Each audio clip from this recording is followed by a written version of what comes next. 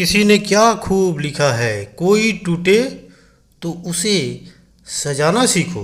कोई टूटे तो उसे सजाना सीखो, कोई रूठे तो उसे मनाना सीखो। रिश्ते तो मिलते हैं यार मुकद्दर से, बस उन्हें खूबसूरती से निभाना सीखो। हेलो फ्रेंड, मैं एम के जायसवाल अपने YouTube channel Jaiswal study centre में आप सबका दिल से स्वागत करता हूं। और मेरे चैनल को पहली बार देख रहे हैं तो उन्हें प्लीज़ सब्सक्राइब कीजिए। अगर मेरी कहानी अच्छा लगे, ये वीडियो अच्छा लगे तो इसे लाइक ज़रूर कीजिए और अपने मित्रों में इसे अधिक से अधिक शेयर कीजिए। वो कहते हैं ना, रिश्ते को वक्त पर वक्त देना उतना ही ज़रूरी होता है। रिश्तों को वक्त पर वक्त देना उतना ही ज़रूरी होता है जितना किसी मरीज को वक्त पर दवा देना ज़रूरी होता है, नहीं तो ये दोनों समाप्त हो जाते हैं। आज हम बात करेंगे रिश्ते के बारे में।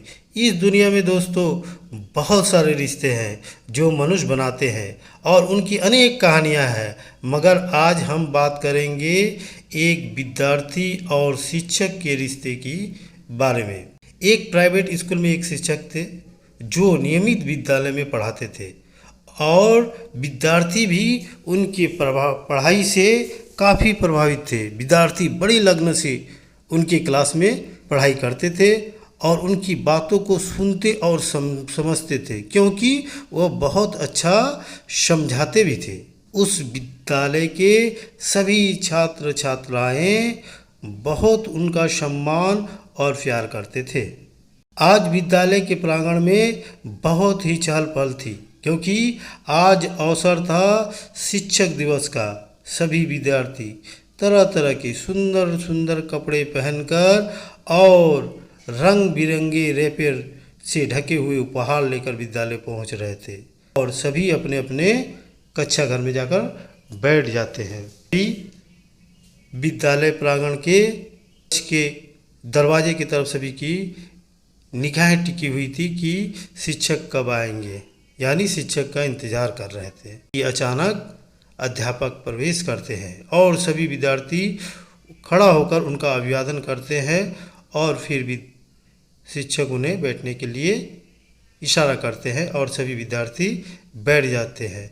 फिर एक एक कर विद्यार्थी शिक्षक के पास जाते हैं और उन्हें भेंट देकर पैर छूकर अपनी अपनी जगह पर आकर बैठ जाते हैं।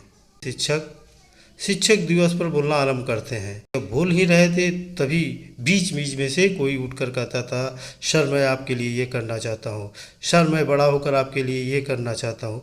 अपनी अपनी राय रख रहे थे। तभी शिक्षक कहते हैं कि किसी आवश्यकता पड़े उस वक्त अगर कोई सहायता कर दे तो वह सबसे बड़ा बात है। एक विद्यार्थी जो कभी नहीं बोलता था वह सहसा खड़ा होता है और कहता है, सर मैं आपके बुरे वक्त में अवश्य काम आऊँगा, आप देख लीजिएगा। यह कहकर वह बैठ जाता है। धीरे बीत जाती है, बरसों बरस बीत जाती है। अब नज़ारा कुछ और था। अब यह शिक्षक वह बूढ़ा हो गया था। उनकी पत्नी गुजर गई थी, उनकी सब पुत्रियों का विवाह हो गया था और वह अपने अपने घर चली गई थी। आंखों में मोटे मोटे ग्लास के चश्मे पड़े हुए थे। अब उनकी गुजारा मुश्किल से हो रही थी, क्योंकि शरीर में ताकत नहीं थी। बीच अचानक एक दिन उन्हें ढूंढता हुआ पोस्टमैन आता है और ढूंढते ढूंढते उनके घर पहुंचकर कहता है, मास्टर जी आपका 10,000 रुपये का मनी आर्डर आया है, और मनी आर्डर देकर चला जाता है। इसमें एक विशेष बात यह था कि इस मनी आर्डर में मनी आर्डर भेजने वाले का न तो कोई नाम था और न ही कोई ठिकाना उल्लेख था। यह सिलसिला लगातार जारी हो जाता है।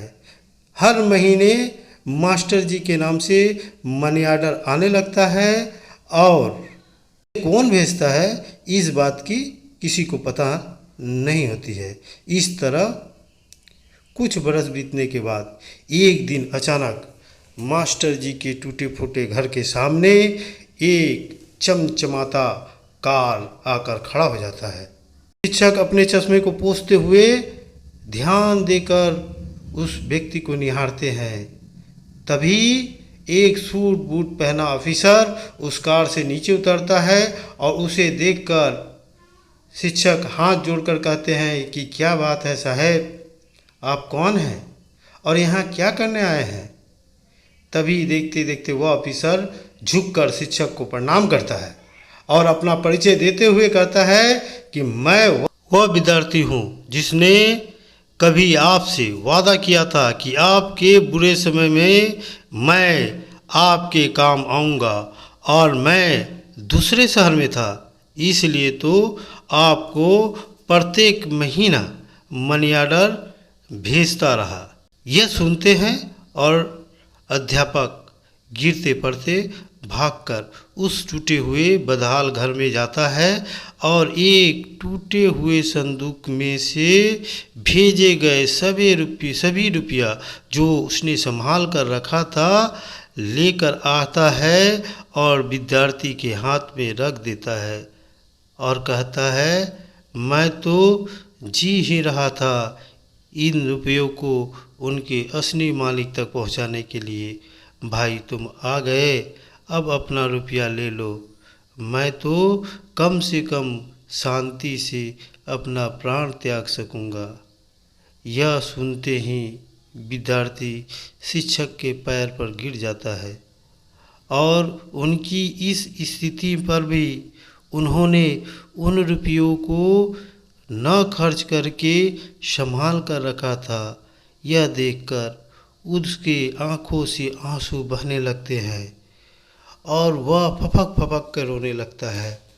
उसे रोते हुए देखकर अध्यापक भी विद्यार्थी के सर पर हाथ सहलाते हुए अपने आंसुओं को रोक नहीं पाते हैं और वह भी रोने लगते हैं। उनकी आंखों से आंसू की धाराएं बहने लगती है।